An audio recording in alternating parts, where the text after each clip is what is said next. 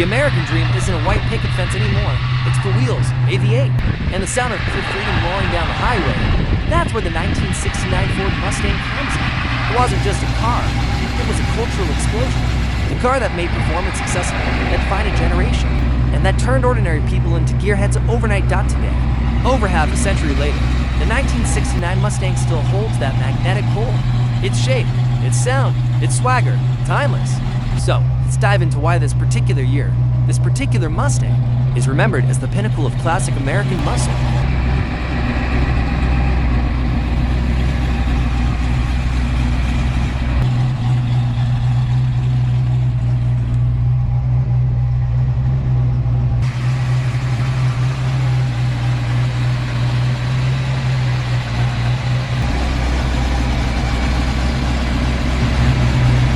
Asterisk if the earlier Mustangs were stylish and sporty, the 1969 model was a full-on declaration of war. It's bigger, meaner, more muscular in every way. The front end is pure attitude, a long, sculpted hood with dual headlights tucked deep inside the grille, giving it that predatory stare. The Fastback roofline flows like a bullet, while the wide stance and flared wheel arches give a presence few cars can match. Even standing still, it looks fast. Details like the side scoops, rear spoiler, and taillight panels make it instantly recognizable. Not delicate, not refined, but unapologetically bold. The Mach 1 version took it even further, with matte black with stripes, hood pins, and optional shaker scoops that literally shook with the engine's pulse died in 1969. Design was about power and drama, and the Mustang delivered both in spades. Every curve and crease told the world, this isn't just transportation, this is rebellion on wheels.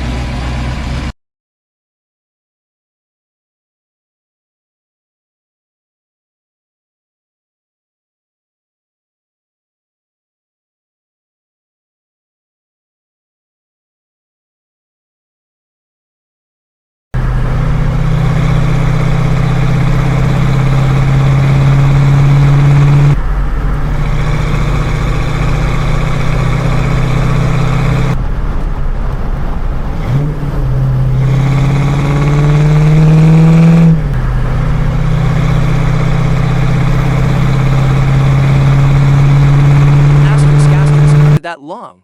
Muscular had lived the real reason this car became a legend. Ford's small and big block V8 engines, buyers could start modestly with a 300 cubic inch 9-liter V8 producing around 120 horsepower. But for those who craved more, Ford had options, and they didn't hold back.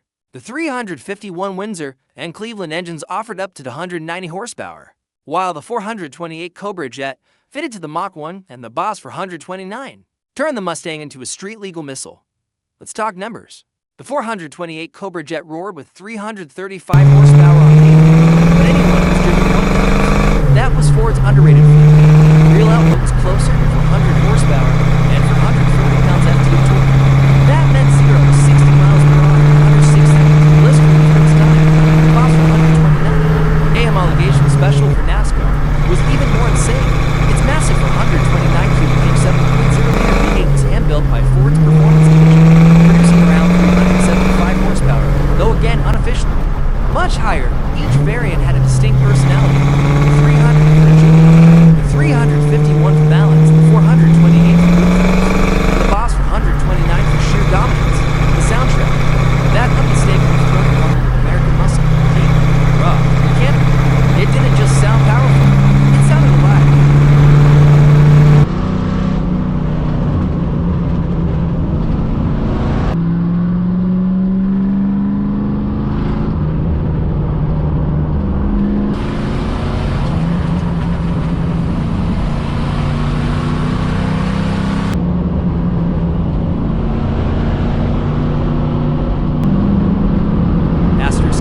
Driving a 1969 Mustang isn't about refinement or precision, it's about emotion.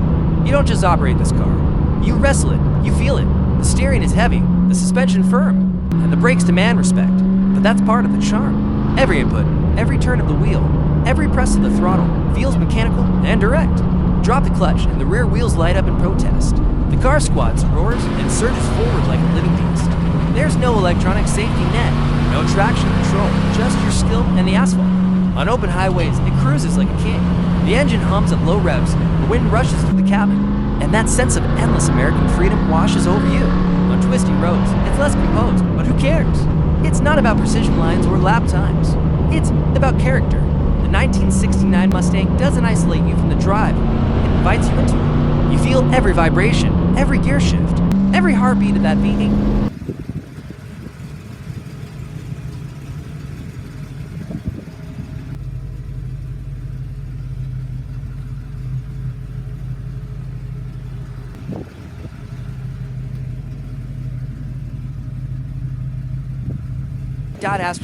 Step inside, and you're greeted by a cabin that captures the essence of the late 60s, simple, purposeful, yet surprisingly stylish. The dual-cowl dashboard gives a sense of symmetry and cockpit focus. The 3-spoke steering wheel, analog gauges, and chrome accents all remind you that this car was built in an era before digital distractions. The Mach 1 interior package added wood grain panels, high-back bucket seats, and unique detailing that made it feel more premium. A nod to those who wanted muscle with a touch of class. It's not luxurious by modern standards, but it's authentic. You don't need a touchscreen when you've got a roaring V8 as your soundtrack.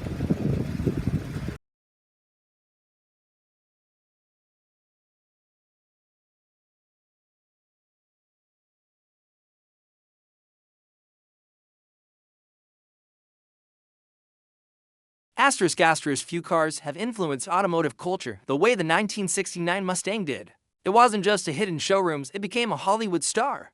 From Bullet with Steve McQueen's legendary chase scene to countless appearances in movies, music videos, and posters, the Mustang became the symbol of cool. To define what it meant to drive American freedom, power, and individuality. And its legacy hasn't faded. Even today, modern Mustangs carry the DNA of that 69 model, the long hood, the aggressive stance, the emotional drive. Collectors around the world still hunt for pristine examples, and estimate builders are giving new life to these classics, blending modern performance with that vintage soul. Astor's Caster's the 1969 Ford Mustang isn't just a car, it's a cultural time capsule, a mechanical expression of the golden age. It's rough, perfect, and that's exactly why it's perfect.